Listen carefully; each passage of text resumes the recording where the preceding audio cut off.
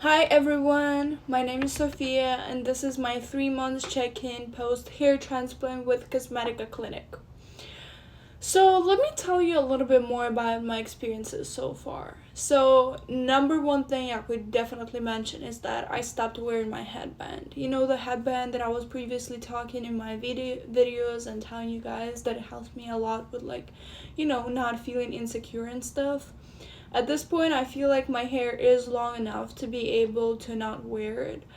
Usually the best hairstyle that I do so far is like a slick back, so it would be like, a slick back ponytail or a slick back high bun and stuff like this. That way I can cover my donor area as well as I can, use some gel on my hair transplanted area and like make it look nice and natural. So even if you look at me right now, I don't know if some of you notice or if some of you don't that my hair is still pretty short at the front. So even if I was to move this pieces to the back, you would definitely see this like little bangs hanging right here. It's definitely really thick, especially at the front, a little bit thinner on this side where it was covered right here. So my hair transplant went all the way up to here because I wanted to make my forehead lower, as well as I wanted to have more of an oval shape rather than the square one that I used to have. So you could kind of see that right here it's not as thick as it would be on the top, but honestly speaking, it's still great. It's gorgeous. I feel like the hair shedding part was not as scary as everyone predicted it to be, because I had an idea of me pretty much going back to being bald at, like at 3 month mark. I genuinely thought it was going to be that scary. It was nothing like it. And actually sometimes at like the ends of my hairs I could see the little, the initial hair that was supposed to shed, but it's like on the ends of my, transplanted hair, and it's so funny to see it. But what I wanted to talk to you today about, guys, is documentation that the clinic provides. So let me show you. Let me start from showing you the folder. This is the folder that I was given by the clinic whenever I was discharged and I was good to go, to go home or anywhere where I needed to go. So let me show you one by one everything that's in this folder. So one of the things that I found really amazing to have is all the medication that was given to you by the clinic. Also for me, I do take some, additional medication just for my own health. So I really appreciated the fact that they looked into it, as well as providing me the list of everything that I was given.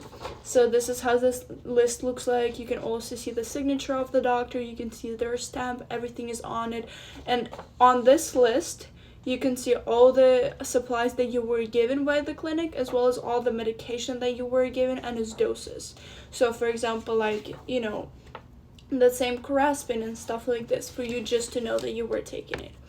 Then hair there's another sheet that was given to me. It's the method that was used for your hair transplant.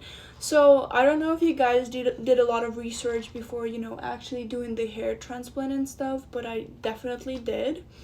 So for me, just to I already had an idea of what was going to be done to me, but I know there's people who just, go for a doctor. They know the clinic has great recommendations and they go for it. They don't really think about, which method is going to be used on them. So in case if you ever, become curious, this paper will provide you all the information necessary. Then there's another one, which is the information sheet. That was probably the most useful one for me. That's the one that they absolutely give to everyone, as well as the other papers. But this one told you about how to take care of your hair drafts properly. So your first hair wash day, or how to remove, the little follicles, the little dry parts, like 2 weeks later after your hair transplant and stuff like this. Everything is mentioned on this sheet, as well as even the positions that you need to take pictures of whenever you're sending it to the clinic to make sure that the recovery is going well. There's also a lot of information inside. There's things they mentioned that you're not supposed to be doing if you want to have a fast and successful recovery. And one of the most important things that I feel like not every clinic gives to the patient, but is great to have, is a certificate. A certificate that guarantees the success of this procedure. A certificate that also tells you, for example, this one is It gives you your name, the date when it was done, how many grafts, and it also has a signature of the doctor whatsoever. It's also, I think, 10 years. There's also a 10 years guarantee certificate for, the quality work that they perform on you, which is absolutely fantastic and reassuring for the people that, don't feel confident enough, or maybe have doubts, or just feel scared about this important procedure. I am thinking about getting braids done, like, nice little braids, including, my hair drafts, because at this point I know that they're strong enough. I also reached out to the clinic to make sure that it was safe to do so, and the clinic said yes, with like probably about an hour after I reached out to them, which I think is fantastic, since not every clinic, not every doctor or professional or team would be willing to do so and give you such, like, give you a response in such a timely manner. So having that with Cosmedica Clinic was a great experience for me. I would be open to take any questions from you guys if you have anything that you would like to ask, anything that you would like to know or inquire more information about. Also, one thing that I think I've never mentioned was how many grafts I had done. So I had 3,500, which sounds like a lot. I think that's the amount that a lot of men use for their entire head, but I did have to lower about, I would say, 3 to 4 centimeters of my forehead from all the way, up to where I wanted it to be and where it was safe for me to do so. So it did require a lot of drafts, especially also for my triangle areas, which you can also see the hair is short. So this entire area right here was done as well.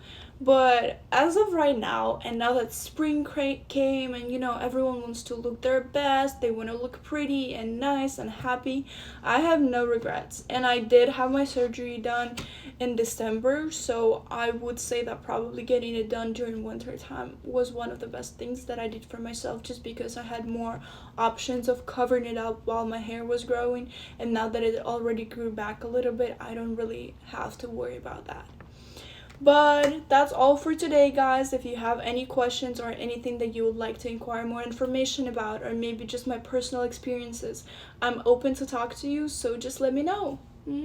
See you next month.